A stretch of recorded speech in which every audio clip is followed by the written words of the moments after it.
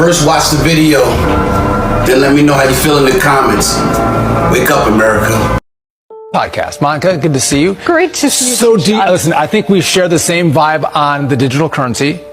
What's your take? Yeah, it's hard to overstate how dangerous a path this is. When President Biden came into office, he ordered the Treasury Department under Secretary Yellen to actually begin a pilot program to study how this would affect the U.S. economy and the average American. We're not alone. Most Western governments also have these pilot programs. So there is a massive move toward a central bank digital currency in all of these countries. The bottom line here is not ease or convenience. That's how they're going to sell it, right? The ultimate objective is to move us to a cashless society. So you will no longer have that hard asset of that $20 bill or $10 bill. Your money will essentially be software. It will be a number in a program that the Fed, Treasury, the government, your political opponents will all have access to.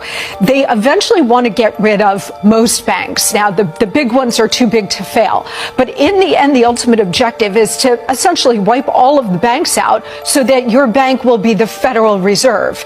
Everything will be centralized. And again, this is not really about the money, although of course it is.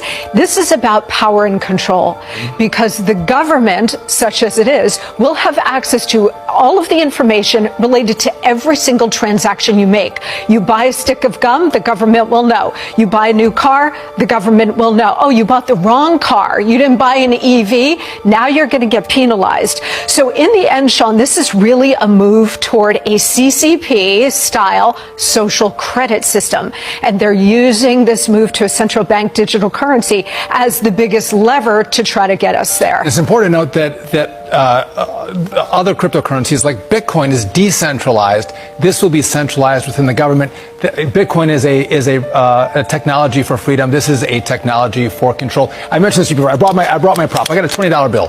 I can use this $20 bill however I choose, for meat, for guns, for even illicit purposes. But when the government controls the dollar, they can control, as we talked about in the report, whether you can buy a firearm, how much gas you can buy, how much electricity you can buy. Can you buy meat, or do you have to buy bug-based meat?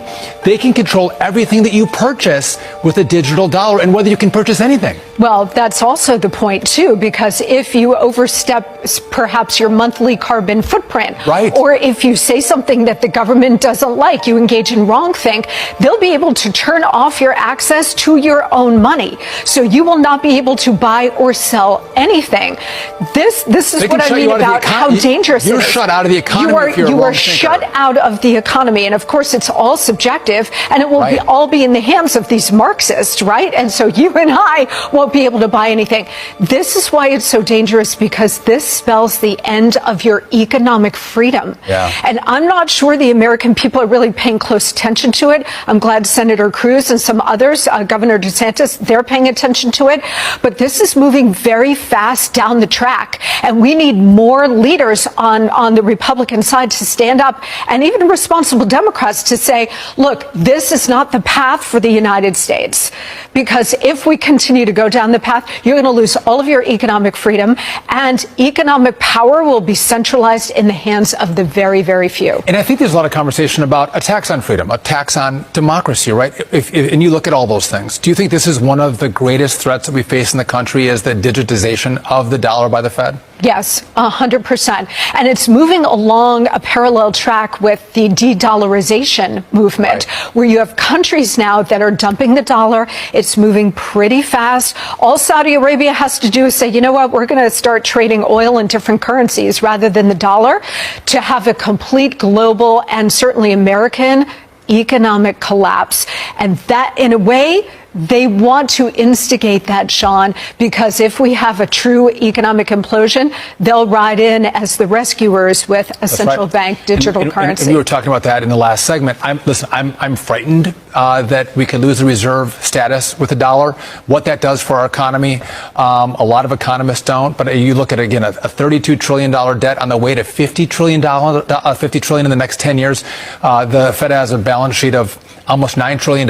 This is disastrous policy to think that the dollar is going to remain the reserve currency for much longer. Yeah, and if that goes away, then you're going to have the kind of economic implosion we have not seen since the Great Depression. And what does that mean to you and me? That means astronomical inflation. Yes. That makes today's inflation look like child's play. This will be Weimar Republic kind of hyperinflation. And really the only solution to it is going back to the gold standard.